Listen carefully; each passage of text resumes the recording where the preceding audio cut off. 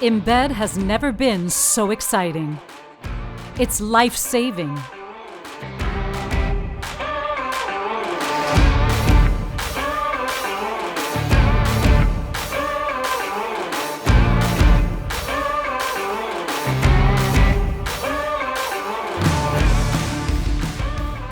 It's life-changing.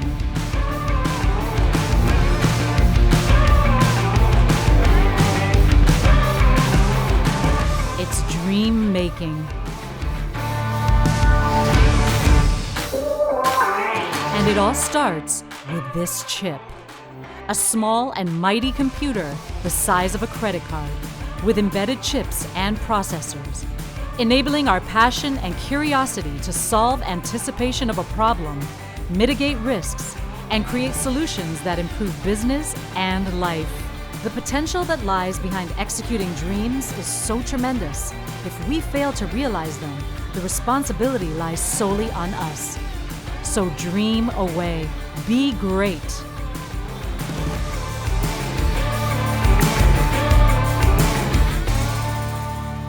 Enclustra. Embed with us. So I know you guys are all FPGA buffs, right? I'm sure there will be questions at the end, which I may not know the answers to, but let's see how will I fare throughout my presentation and really go in depth about what is security from an FPGA perspective, why do we care, and how do we, more importantly, counteract these vulnerabilities and these FPGA attack vectors, right? Security in the standpoint of, commonplace. I'm sure you guys all have a home where you must have some security in place for your home or your car, or security for, your laptop, for example. All of these basic examples of security can also be extrapolated to chips, right? Of course, whether that's SoCs, FPGAs, extremely important given that the world that the bad guys, quote unquote, are evolving on a day-to-day basis. And it is absolutely critical to make sure that we are ready to counteract these attacks. That being said, just a quick disclaimer, of course, as Tristan was mentioning, this presentation is solely being conducted on behalf of myself, not in any way my company or any other company, just putting that out there so that y'all don't come at me and be like, hey, so you said that in the seminar, what does it mean, what? So just making sure that that's clear to everyone here. Thanks. The agenda for today, I know we only have 42 minutes and counting, but I'm going to try to get through it as quickly as possible. Again, FPGA security and common vulnerabilities, countermeasures against such vulnerabilities and attacks, the intersection of software quality and security in general, and we're going to go through a case study of bitstream encryption. I'm not sure how many folks from Xilinx AMD are here, but I am terribly sorry if this is going to throw a wall of bricks at you, but maybe you might be aware of the Starbleed vulnerability. I will go into it into some detail, and just for the context of this presentation and its importance. And then we're going to go into some rigorous design practices and, of course, the future threat landscape and what that looks like on the horizon, with a conclusion and some references, of course. Just a quick bio about me. As Tristan was saying, I'm originally from Ottawa, Canada. Longtime California native, did majority of my schooling here. I'm the eldest of 6 siblings in my family, today a big family, father of 2 beautiful young kids, tech enthusiast, outward adventurous, yada yada. And experience-wise, yes, I worked at Intel for about 5 years in cellular modems and FPGAs respectively, and then a fantastic embedded security company known as Riskier Incorporated, where they do a bunch of really neat work on side channel analysis, fault injection attacks, have all this fancy equipment to literally cryptographically hack into chips with some really fine tooling and equipment as software and hardware. So really awesome experience there. And yeah, I think Tristan already summarized everything about me, so I'm not going to repeat that, but it's great to meet you all. Thank you. Just a quick quote before we go further. I believe FPGAs are essentially like magic, given their reprogrammability and flexibility and adaptability to achieve really what a customer would like. So I'm sure you guys have all heard this before in some form or fashion, but Arthur C. Clarke once said, any sufficiently advanced technology is indistinguishable from magic. And I believe that applies to FPGAs as well. So, introduction to FPGAs in critical systems. I know you guys again, must be fully versed in what FPGAs are and what they have to offer and whatnot. But again, they're essentially field programmable gate arrays. The main, fine-tuned features of them are that they're reconfigurable digital circuits. They're reprogrammable by the customer, and basically utilizing logic circuit diagrams or VHDL Verilog source code. There are different kinds of FPGAs, of course, like SRAM-based, flash-based, anti-fuse-based. And overall, the characteristics and benefits of these, again, really come down to performance. And again, is that they're really fast and efficient, for specific tasks, the power efficiency versus general standard CPUs or GPUs. And essentially, they're really, unlike ASICs, for example, they're hardwired to perform a specific function. Their versatility allows engineers to adapt their functions as needed. And this really consists of an area of the programmable logic blocks and a hierarchy of these reconfigurable interconnects that allow the blocks to be interconnected in various configurations. So we're not going to go into the architecture or the design of FPGAs as such. I'm sure you guys are all, again, fully well-versed in that as well. But generally to show and establish a context, right? Like, why do we care? What are the applications that they're used in today? Everything from telecom to automotive and aerospace, financial systems to, do mass data mining and network routing of markets and their data, or cryptography, medical industry, et cetera. So many different applications. So that's essentially the groundwork of FPGAs. And then now we'll also kind of give a little bit of a backdrop on the market and global forecast, right? Given that we understand what FPGAs are and why they're important, the growth and the ultimate utility of FPGAs is only set to increase furthermore, right? As the years go on, currently it's valued at almost $10 billion in 2023, right? That's a huge, ROI on just these customizable, really power-efficient chips, right? It's projected to reach even more by 2028, roughly about 5 years from now, by about $10 billion more, right? So we're seeing an annual recurring rate of growth increase by almost, let's say, $2 billion per year, right, in the next 5 years, for example. So that's really significantly something to keep in mind. And obviously, we have different high-end segments, such as the 20 to 90 nanometer segment that holds the highest market share, and the SRAM segment, which holds the highest market share, respectively, when compared to the node size above. And then we have, of course, the key market players like Intel, AMD, Xilinx, Microchip, et cetera. So these are taken from a published report in the market research report in FPGA markets back in July of this year. So really helpful to understand the context of that as well. Now we really get into the meat of this presentation, right? So FPGA security and common vulnerabilities. Okay, so what is security from an FPGA perspective, right? It is essentially the measures, technologies, and practices designed to protect FPGA-based systems and data from unauthorized access, tampering, or attacks, right? So let's think about this for a second, right? Some built-in safety features are present in a well-designed FPGA. An FPGA is fundamentally less transparent than a conventional CPU, for example. To build code and software that executes well, processors must have a well-documented instruction set, a data pipeline, and a memory architecture that cohesively must work together, right, for the FPGAs to function. With FPGAs, that's not entirely the case because of their low-level functionality. Essentially, security in the context of FPGAs involves these measures that need to work together to protect the FPGA-based system and data from any unauthorized access, tampering, or attacks. Due to their reprogrammable nature, they can be extremely vulnerable to a variety of different security threats. For example, protection against unauthorized access. You can have configuration security. And this is essentially that ensuring that the FPGA's configuration data is secure from unauthorized reading or modification, right? Then you also have access control within unauthorized access, which is essentially implementing measures to prevent unauthorized access to the FPGA's resources and data. And then you also have, secondly, IP protection. Then you have encryption within that, where you are utilizing the encryption to protect the design and configuration data from being either cloned, copied, or even worse, reverse engineered. That would be extremely bad from the design perspective and customer use perspective as well. within that sub-bullet point IP protection 2.2, you have authentication, where you are implementing measures to authenticate the configuration data to ensure it is from a trusted or validated source. The third point, then you have hardware security, which is nothing more than physical security, right? Preventing the tampering and attacks aimed at the physical hardware of the FPGA, right?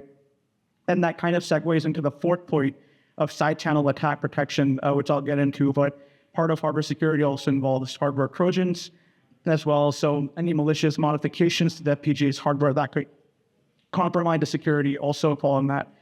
An interesting area, which personally I really love, is side channel attack countermeasures, and in general SCA or fault injection attacks, right? Within side channel attacks, you have power analysis, like differential power analysis, like DPA, for example, which is essentially mitigating these risks associated with attackers, analyzing the power consumption patterns to gain insights into the FPGA's operation. So you can literally extract the power measurements. I don't have the equipment here today. I would have loved to show that using an oscilloscope and doing some AES 256 spin encryption, and then utilizing the voltage signal to see how we can, hack into the root of the FPGA, for example. But that's essentially what power analysis would come down to. And then you also have timing analysis, which is protecting against attempts to analyze the timing information to extract sensitive data. So you have both timing and power components in there as well. Then you also have reliability and availability, which is, essentially fault tolerance, for example, right? Ensuring that the FPGA-based systems continue to operate effectively in the presence of faults or failures, right? So, for example, if you look at fault injection, right, like voltage fault injection or electromagnetic fault injection, you're literally injecting these various sources of faults at the heart or at the core root of the FPGA, right? You're forcing it to fault or to glitch in a certain place where it's not supposed to. And in that very narrow window of opportunity that you do, you then extract the most clear, optimal, most critical information of the FPGA, for example, right? Whether it be the key or any other information that can be used to further hack or break into the chip, right? So it's an extremely effective attack vector, which does have countermeasures, as we'll go through as well. And then the sixth point here, secure boot and configuration. You can have different integrity checks, like verifying the integrity of the configuration data and ensuring that it hasn't been tampered with. Secure boot, I'm sure you guys have, of course, all heard this, thrown out in industry. Secure boot, extremely important for not just FPGAs, but for literally, generally any chip out there, right? Be it a modem system or SoC, ASIC, whatever it is. Essentially ensuring that the FPGA boots up in a secure manner using trusted and verified configuration data. And then the seventh point would be, of course, future security enhancements, adaptive security measures, the ability for the FPGA to adapt this configuration to be used to implement adaptive security measures that can evolve to counter these threats. And then the eighth point, compliance and standards. You can have different certifications, and ensuring that the FPGA designs comply with these industry standards and certifications for security and privacy. And then lastly, cryptographic implementations, where you can implement custom algorithms tailored to specific security requirements. So essentially, security from the perspective of FPGAs really encompasses involving both hardware and software measures to counter a range of potential security threats and to really ensure that the integrity, confidentiality, and availability of these systems is not compromised. And here's a little bit, it's not that recent, but it's the best example I could find. It was Xilinx 7 series FPGA secure bitstream flow. And we'll go more into detail about what bitstream is and why it's important from a counter vulnerability standpoint. But essentially, you see that flow here, and I'm not going to explain it too much in detail, but you see that the bitstream is flowing through the secret red AES key, and the FPGA SoC is unencrypted and authenticated integration, and then you see the user design flow flowing into that through the encrypted authenticated file, etc. So that's kind of an example of what shows that visually. Now, types of FPGA vulnerabilities and attacks. Again, so I just named some security measures or what the security framework should tailor around FPGAs. These are some specific types of attacks, right? Some attack vectors. And I've noted down below, I'm not sure if you all can see it, but, this could be maybe debated for some of these attack vectors, whether they're bitstream based or configuration of device based. But essentially, I've listed it out to the best degree of confidence that I have for these vectors. So you can have a cloning attack, for example, or a tampering, and I'll explain these in detail, of course, as well. You can have hardware trojans, side channel attacks, which we kind of talked about, fault injection, replay attacks, reverse engineering. You can have spoofing, you can have bitstream interception, you can have thermal laser stimulation. So all of these are, an entire plethora or different flavors of attacks, right? Either on, either utilizing the configuration of the device itself or utilizing the bitstream of the FPGA itself. And I really like this example where, you have a battery RAM backed FPGA out there, and you have this, criminal or thief, right? That's just reading, from the internet satellite gateway, and he intercepts the encrypted bit stream that you see here on the bottom. I don't know if there's a pointer, but yeah, on the bottom, and that's really what goes to show that bit stream interception is probably more of the common vulnerabilities that you see that doesn't involve as much equipment or investment as maybe a side channel attack, which requires a lot of hefty or could potentially require a lot of initial investment, right? You need to have the right hardware tools, the right switchers, the right modifiers to really have access to that system, for example. So essentially, just to go into this in a little bit of detail, cloning attacks are where the attackers replicate the FPGA development programming during cloning, right? So they utilize the bitstream in a similar gadget and market as if it's their own. And it may also involve the complete design or just even a small portion of it as well. So the seller may have restriction on this purchased on the purchase cores, but it's really a volatile FPGA's most typical security flaw is really cloning, where we see that as a bitstream based attack. Then you also have, of course, hardware trojans, where they're made to maliciously modify the physical circuit, the physical FPGA circuitry, and change that system's behavior, right? So they really do, negatively impact or share the hardware dependability and cause the system failures, providing potentially remote access to the FPGA, which would be, hugely, dangerous and really difficult to mitigate in this moment, of course. Moreover, there are some kind of visual examples in the next slide that also show this. Side channel attacks, we've already kind of talked about. They, again, utilize the physical data that's exposed when a system is using an encryption technique.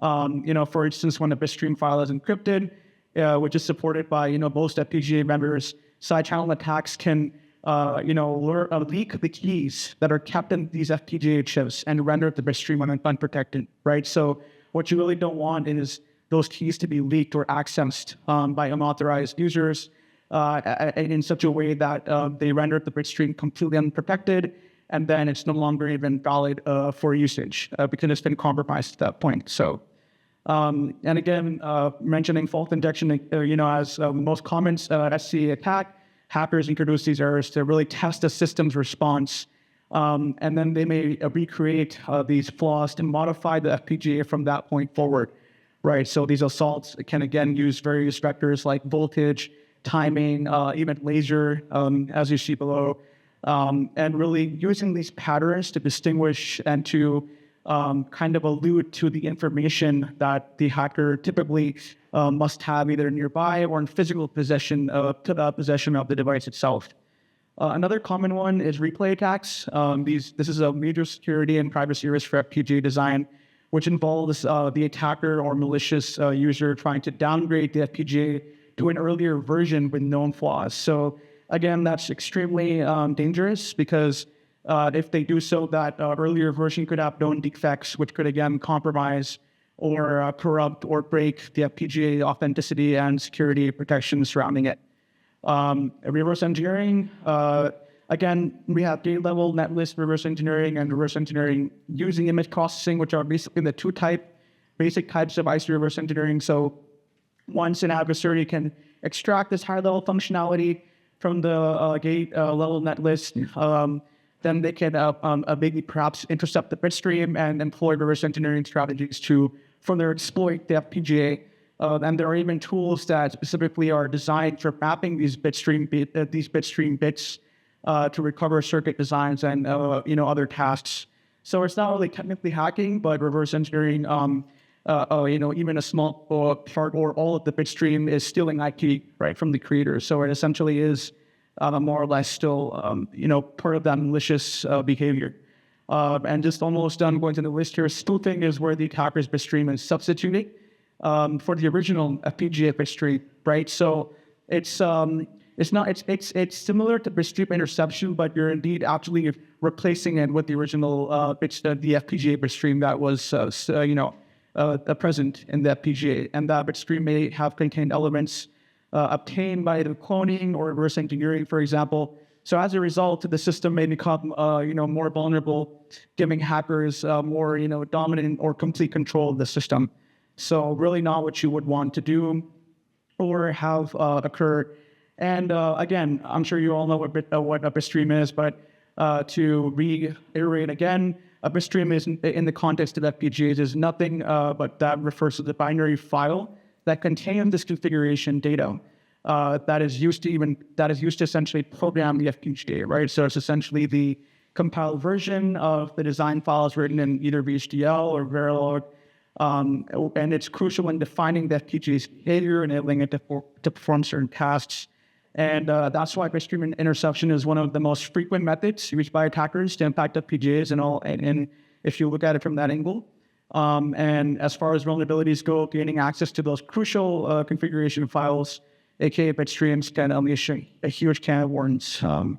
So that's pretty much it. Regarding the types of vulnerabilities and attacks.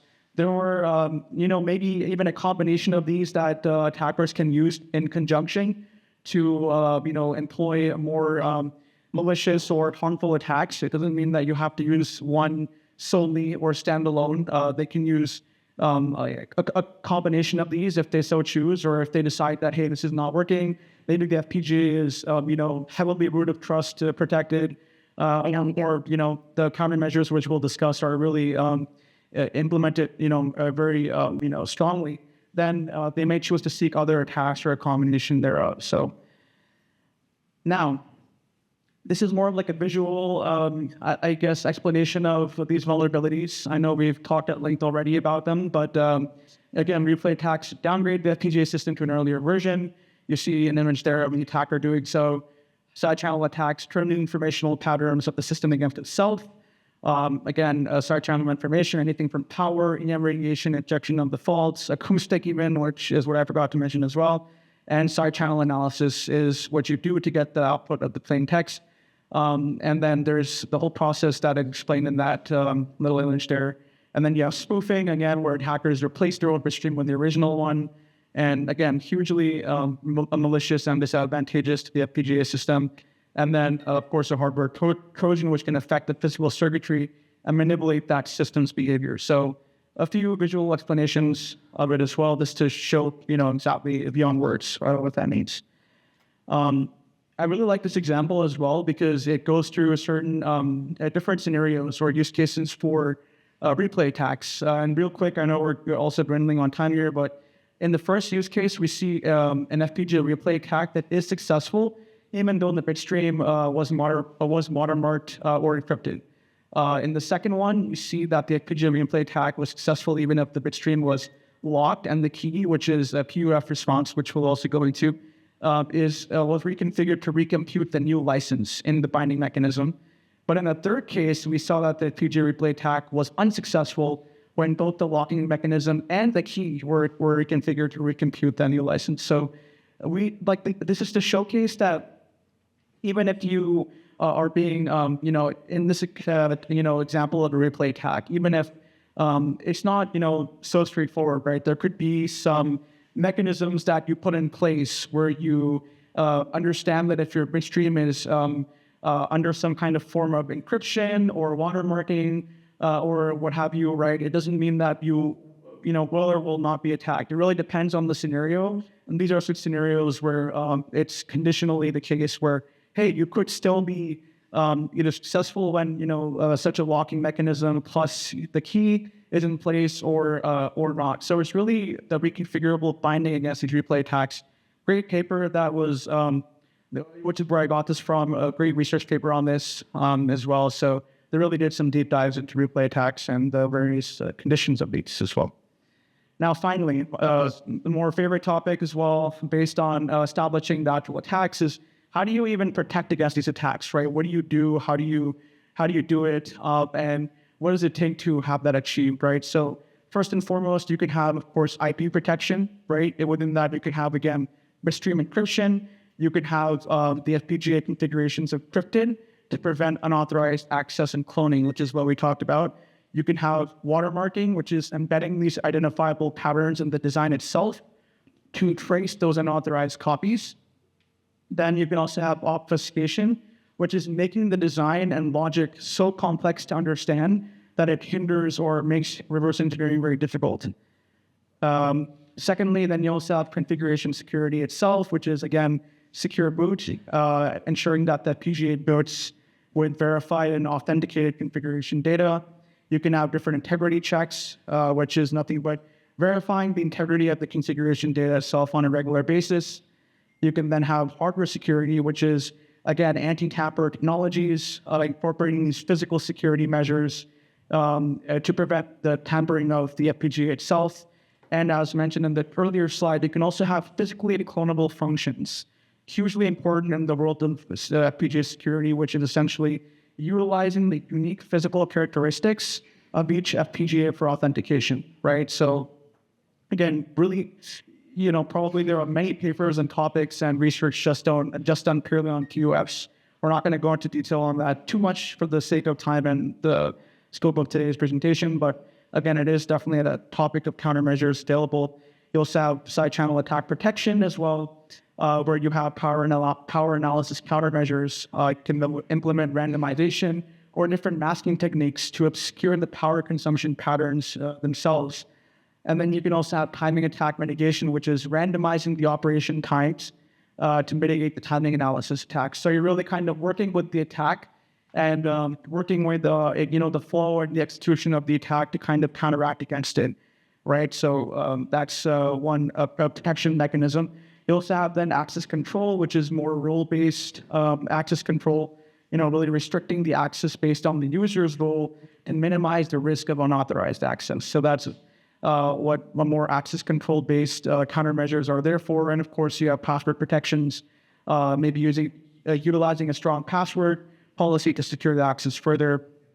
Then you have communication security, you have key management, reliability, and fault tolerance. You have many different examples of how all of these work together. For example, hardware security modules, right? Using HSMs to securely manage and process and store the cryptographic keys, right, that are utilized or stored. And you can also regularly change these cryptographic keys to limit the impact of the key being compromised. You don't want to have a key being used for too long of a duration. It's better to have that changed. Similarly, how you make your Gmail or your other applications on your mobile device or laptop, give intermittent suggestions. Hey, change your password every so few months or whatever, right? So a similar thing applies here as well. And of course, then you have monitoring and auditing. You have real-time monitoring of the continuous monitoring of the FPGA operations to detect unusual patterns or erroneous behaviors, logging and auditing, to conduct audits to identify and investigate the security incidents. And then you have, of course, secure development practices, right? You can have security training the developers of these FPGAs to understand the best practices in FPGA design and security testing itself as well, which we'll go a little bit into to include the pen testing and vulnerability assessments. And the example on the right, I also really liked as well, because essentially it involves at the protocol level, where this shows that at every 100 ciphering the operation, that every 100 ciphering operations, the key was changed. It's an example of the countermeasure against side channel attack at the protocol level. So it's more of a dynamic key change by hashing every 100 encryption, and thus limiting the scope of the attack if more than 100 traces are needed. Unfortunately, this type of protection can be a little bit time-consuming, having to go through every 100th iteration to analyze the key and hashing it out. It can be a little bit time-consuming and a little bit costly as well, but it is one way to mitigate against a side channel attack if one were to be doing so using AES encryption, for example. Okay, so a lot that we're getting through. Thanks for your patience here. Again, so this is more high level, not as technical as the other slides, but it's more so concentrating around software quality and security, right? What is the intersection of these two topics, right? You have software quality, which is more generic, high level, can apply to anything, even non-FPGA related. Then you also have security, which is what we've already talked about at length. Best practices, of course, you want fundamental design principles, adhering to coding standards, and best practices in the HDL itself. You want modularity. You want good simulation as well, extensive simulations to validate the design before deployment. And this is what the industry has come to know as pre-silicon validation or pre-silicon testing.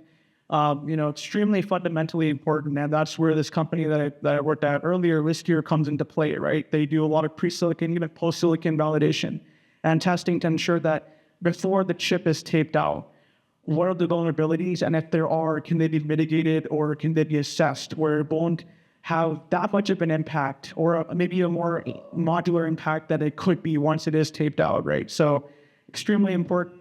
You can also have formal verification to employ large-scale mathematical models to prove the correctness and accuracy of the FPGA code itself.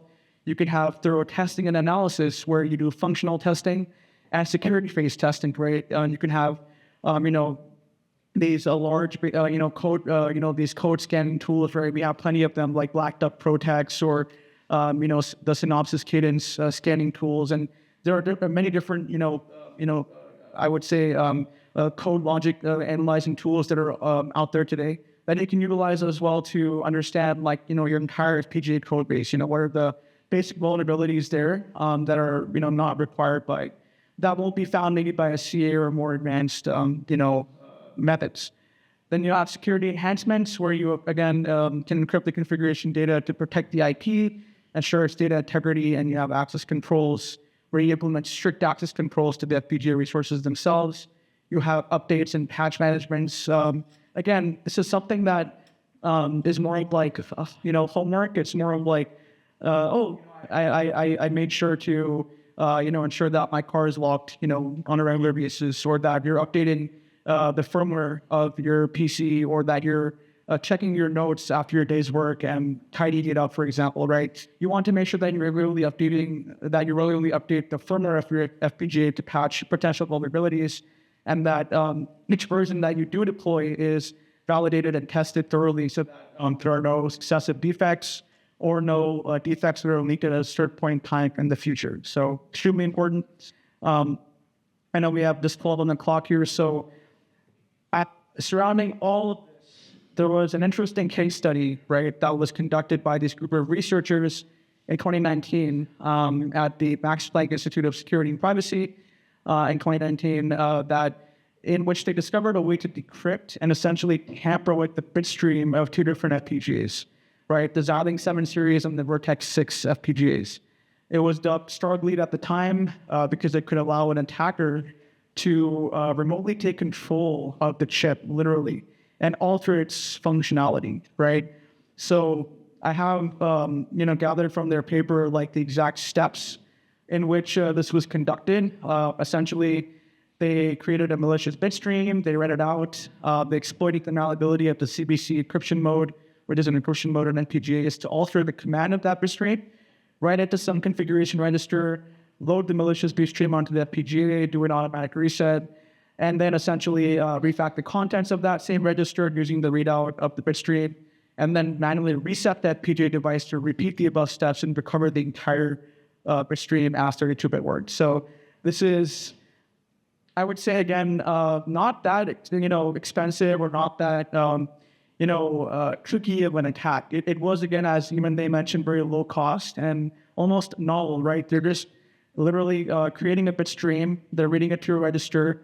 they're reading back the output, the readout of the bit stream, and then recovering the entire encrypted bit stream all over again, right? So they literally aim to recover and manipulate that bit stream by leveraging the configuration interface, essentially JTAG, to read back the data from that device. So this was done and also acknowledged by Xilinx, of course, the vendor manufacturer of the FPGAs. And they did an astounding job by acknowledging the findings and disclosing it to customers and giving them the confidence that there's no concern needed, right? This was a great, a proactive action and I would say, kind of I would say countermeasure put by Xilinx at the time, not fundamentally resolving the issue itself, but putting out a design advisory, right?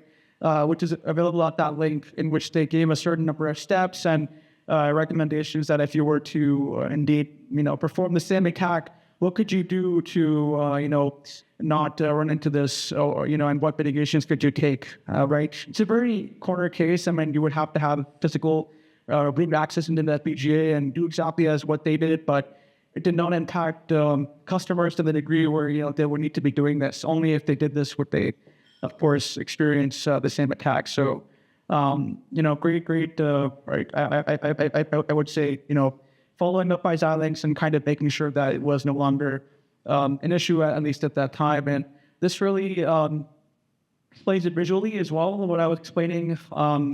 Essentially, the one bit stream, the bit stream was leaked as a one bit stream word with 32 bits. And this was taken again from their research, deck. And the bit stream was again manipulated, from the get-go, configured, with a malicious bit stream, for the FPGA. The FPGA was reset. It read out that WB star register, and then again reset to get to that one bit stream word leak. So, really interesting way that they utilized to get this to happen. And hey, kudos to them, because if we don't have anyone performing these attacks or trying to hack into things, then we'll never know, right, what exactly is wrong. We'll all just think everything is happy and, call it a day in sunshine, but that's never how the world really works. So, and then lastly, I know we're just on the clock left, relevance of these rigorous design practices.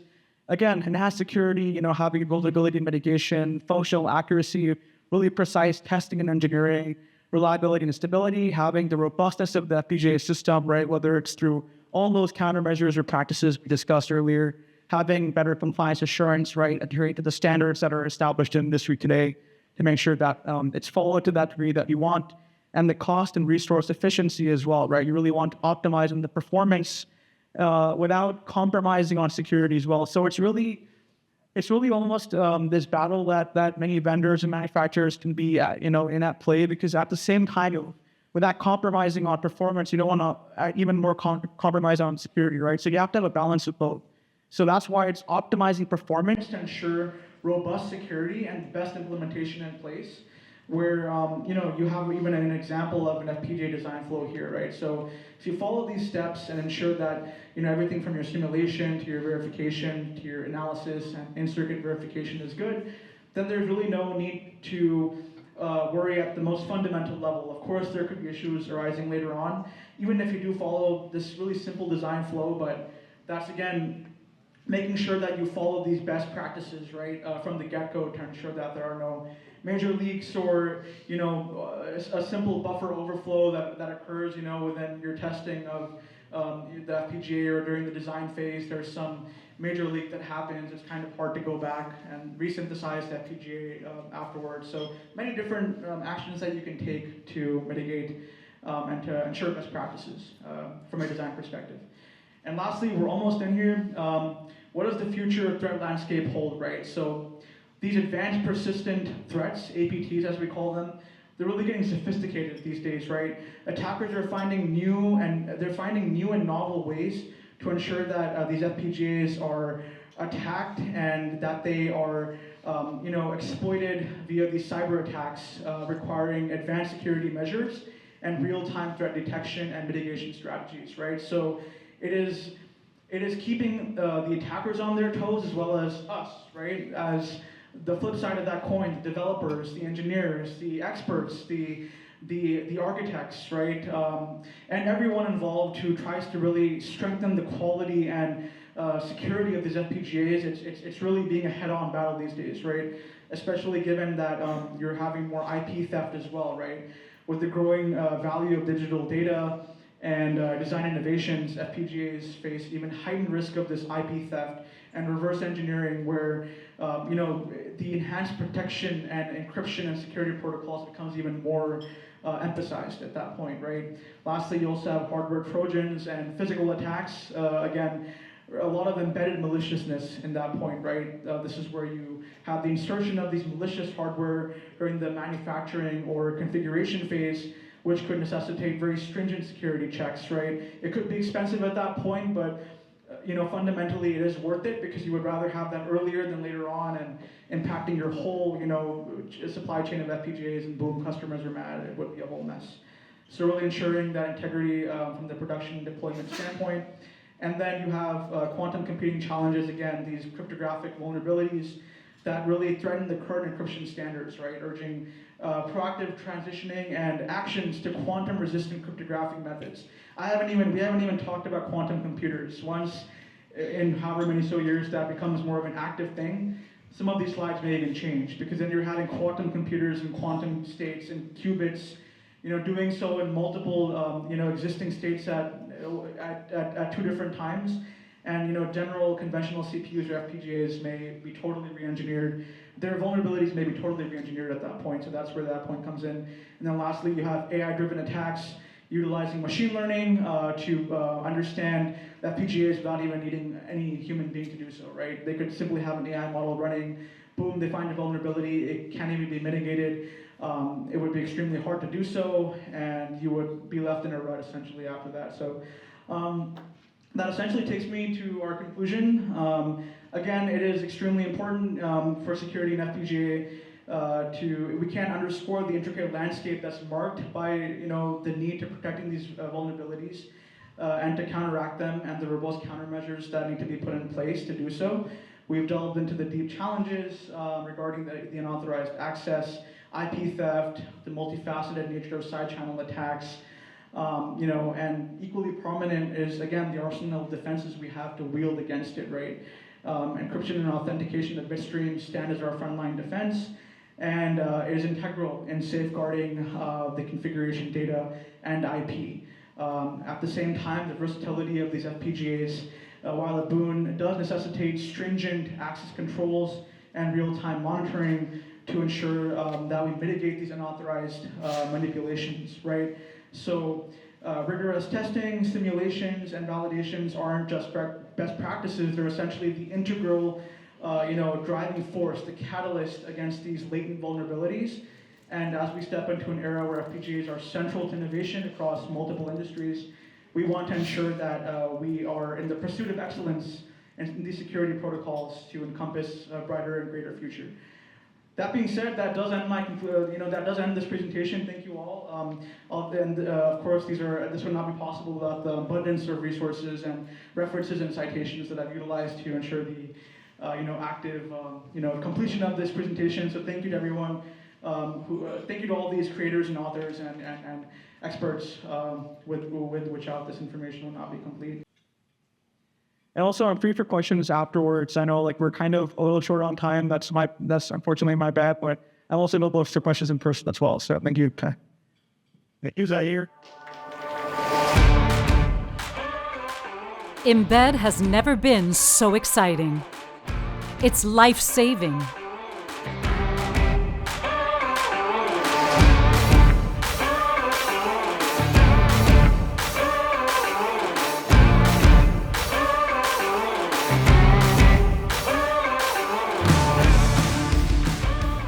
It's life-changing.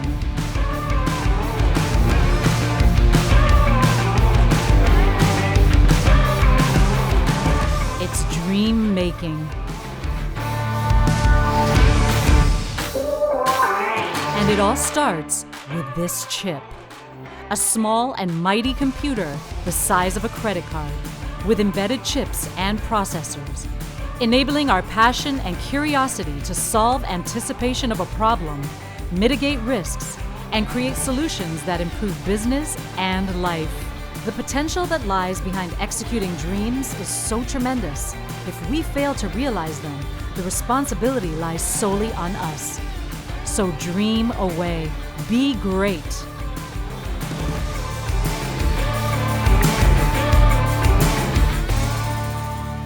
Enclustra. Embed with us.